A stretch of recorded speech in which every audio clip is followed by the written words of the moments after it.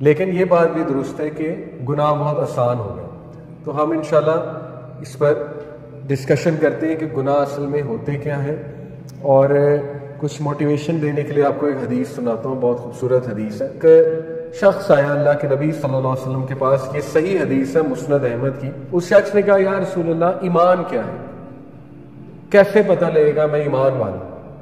اللہ کے نبی صلی اللہ علیہ وسلم نے فرمایا اگر تو نیک اعمال سے خوش ہے اور برے اعمال سے غم زدہ ہے تو تو ایمان والا. سبحان اللہ. یعنی ہم یہ سمجھتے ہیں کہ مومن وہ ہے جو برے اعمال کرے ہی نہ. یہاں پہ کیا کہا جا رہا ہے کہ مومن وہ ہے جو نیک اعمال سے خوش ہو اور برے اعمال اسے غم زدہ کرے. اس کا مطلب ہے کہ مومن بھی گناہ کرتا ہے. ٹھیک ہے. جیسے سورہ آل عمران میں آیت ہے، اللہ جنتیوں کی کوالٹیز بتا رہا ہے. وہ کوالٹی شروع یہاں سے ہوتی ہے کہ جنتی وہ ہے، سورہ آل عمران کی آیت نمبر 133 سے 135 ہے. وہ لوگ ہی وہ ہیں جن سے جب کوئی گناہ سرزد ہو جائے تو وہ اللہ کا ذکر کرتے ہیں اور اللہ سے استغفار کرتے ہیں اور ارادہ کرتے ہیں کہ واپس اس کی طرف نہیں جائیں گے. وہ شروع یہاں سے ہو رہی بات. دیکھیں جنت میں جانا ہی گناہ گاروں نے، ہم جیسے گناہ گاروں نے. ٹھیک ہے.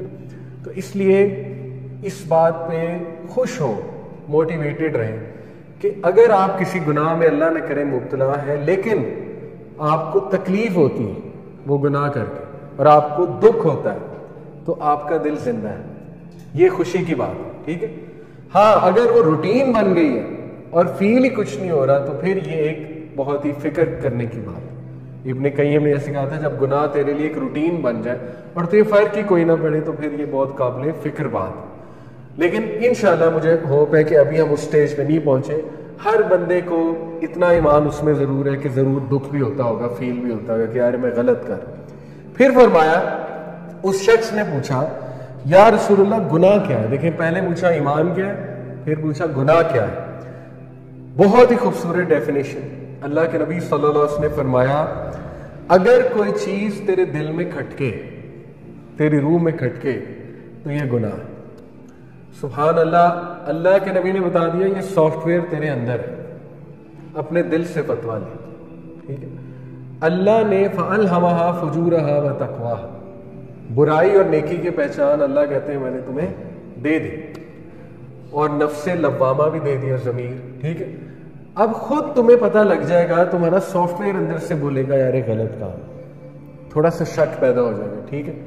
کچھ گناہ بہت کلیئر ہوتے ہیں، کچھ گرے ایریاز ہوتے ہیں، اور وہ آپ کا دل بتا دے گا کہ نہیں یہ بھی چیز غلط ہے، یہ کھٹک رہی ہے تو وہ گناہ ہے. تو اس کو اوائڈ کرنا یہ ہے اصل میں ٹیسٹ. ٹھیک ہے. اور اسی کا ریوارڈ ہے. اور یاد رکھیں جو جس ٹیسٹ سے گزر رہا ہے اتنا اسے ثواب ہوگا. میں آپ کو مثال دیتا ہوں. جو عورت جس نے پروسٹیٹیوٹ تھی، کتے کو پانی پلایا، پڑھا ہے نا آپ نے واقعہ اپنے جوتے میں. مختلف روایات ہیں، کسی میں مرد کا ذکر آتا ہے، ایک میں عورت کا. بہرحال یہ عورت والی روایت ہم لیتے ہیں. اللہ نے اس کے اتنے سے عمل، یہ دیکھنے میں چھوٹا عمل ہے، اس کے اتنے سے عمل میں اس کو معاف کر دیا. وجہ کیا ہے؟ دیکھیں جس فیلڈ سے وہ تھی، ٹھیک ہے، گناہوں میں ڈوبی تھی، اوبیسلی پروسٹیٹیوشن کی طرف ایسے تو نہیں جاتا بندہ. جتنا ہی وہ بری فیلڈ میں تھی اتنا ہی اس کو چھوٹی سی نیکی کا ثواب زیادہ ہو گیا. پہاڑ بن گئی وہ نیکی. ٹھیک ہے. اللہ کے ہاں اس کی قدر بہت تھی. اسی طرح جو جتنے اللہ نہ کرے گناہ میں مبتلا ہے، وہ جب اس گناہ کو ریزسٹ کرتا ہے یا اس گناہ کو چھوڑتا ہے تو یقین کرے ہو سکتا ہے کہ صرف اس کا یہ چھوڑنا اس کی بخشش کا ذریعہ بن جائے، چاہے کوئی اور عمل اس کے پاس ہو نہ ہو. کیوں؟ کیونکہ اللہ انڈرسٹینڈ کرتے ہیں. اللہ کے یہاں ریلیٹیو مارکنگ ہے، ایبسلوٹ مارکنگ نہیں ہے. ریلیٹیو مارکنگ کیا ہوتی ہے؟ اللہ سب کو دیکھے گا کہ یہ کن حالات میں تھا. ٹھیک ہے. اس کا نفس کتنا سٹرونگ تھا، ظاہر ہے اس نے کتنی ٹرائی کی، ایوری تھنگ. پھر دیکھ کے اللہ مارکنگ کرے گا نا، پھر مارکس دیں گے. تو یہ بات بھی موٹیویٹڈ رہے اس بات پہ کہ جتنے بری عادت سے آپ گزر رہے ہیں اس کو چھوڑنے کا ریوارڈ بھی اتنا ہے، اور ہو سکتا ہے ہماری بخشش کا بھی انشاءاللہ ذریعہ بن جائے.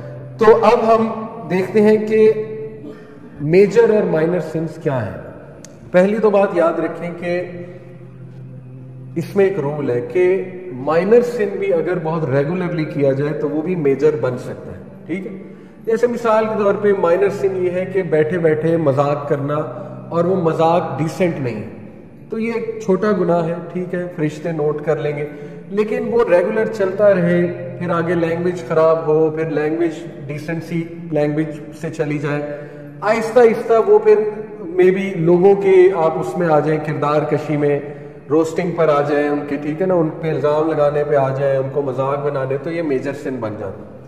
لیکن کچھ میجر سنز بہت زیادہ واضح طور پہ اللہ سبحانہ و تعالیٰ نے ہمیں بتا دی, جو کہ 7 میجر سنز, یہ تو بندہ کنفرم کوشش کریں ان سے ہم نے بچنا, کیونکہ قرآن میں اللہ کہتے ہیں کہ اگر تم کبائر سے بچیں تو ہم تمہارے صغیرہ گناہ معاف کر دیں گے. دیکھیں اللہ نے تو لاٹری لگائی ہوئی نا ہماری, صغیرہ گناہ ڈیلی معاف ہو سکتے ہیں.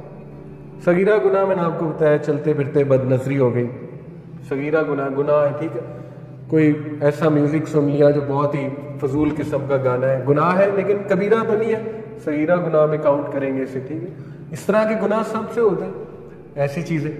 تو سبحان اللہ ابھی ہم صبح جو 100 بار اور شام بار پڑھتا ہے, اس کے صغیرہ گناہ چاہے سمندر کی جھاگ کے برابر ہو وہ معاف کر دیتا ہے. ٹھیک ہے, اسی طرح لا الہ الا اللہ وحدہ لا شریک لہ لہ الملک و لہ الحمد وہو علی کل شیء قدیر, صبح اور شام 100 بار.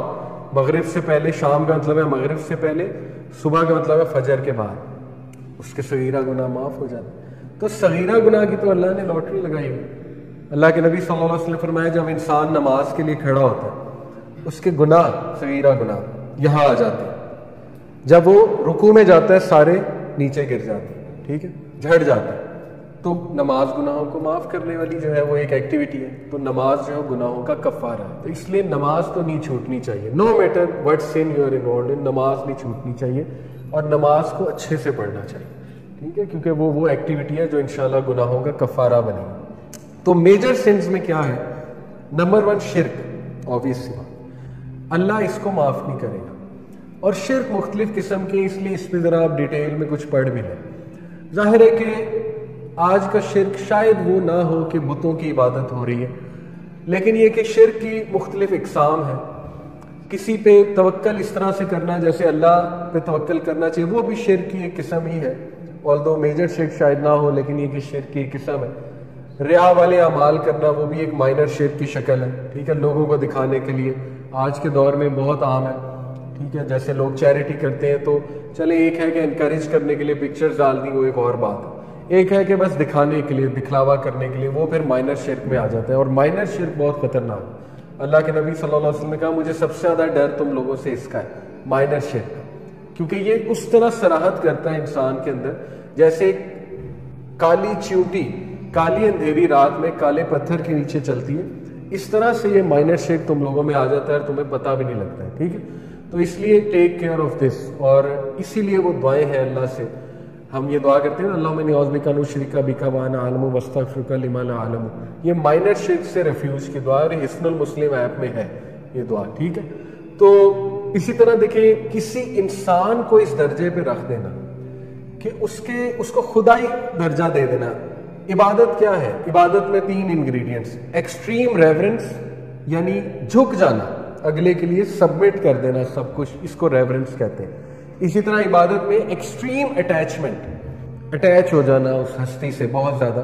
اور اسی طرح عبادت میں ہے کہ ایکسٹریم سبمیشن, ریورنس, سبمیشن اور اٹیچمنٹ. اب یہ چیزیں کسی انسان کے ساتھ ہو جائیں تو وہ اس کی عبادت بن جاتی ہے. اور اللہ معاف کرے جو بالی ووڈ کا عشق ہے وہ یہ والی عبادت ہے. انہوں نے تو آپ کو معشوق کو پورا معبود بنایا, تو وہ اسلام نے اس کو حرام قرار دیا. سورہ البقرہ میں اللہ کہتے ہیں کہ لوگوں میں سے کچھ ایسے ہیں جو دوسروں سے ایسے محبت کرتے ہیں جیسے اللہ سے محبت کرنے کا حق ہے, جبکہ جو ایمان والے ہیں وہ اللہ سے بہت شدید محبت کرتے ہیں. تو اس لیے اگر آپ نے شرک کو چھوڑنا ہے, جو بھی مائنر شرک اللہ نہ کرے کوئی انوالو ہو جاتا ہے انکانشیسلی, تو توحید کو پکا کیا جائے. ٹھیک ہے, اللہ پہ ریلائنس پکی کی جائے, اللہ سے محبت پکی کی جائے, اللہ کے بارے میں پڑھا جائے وغیرہ.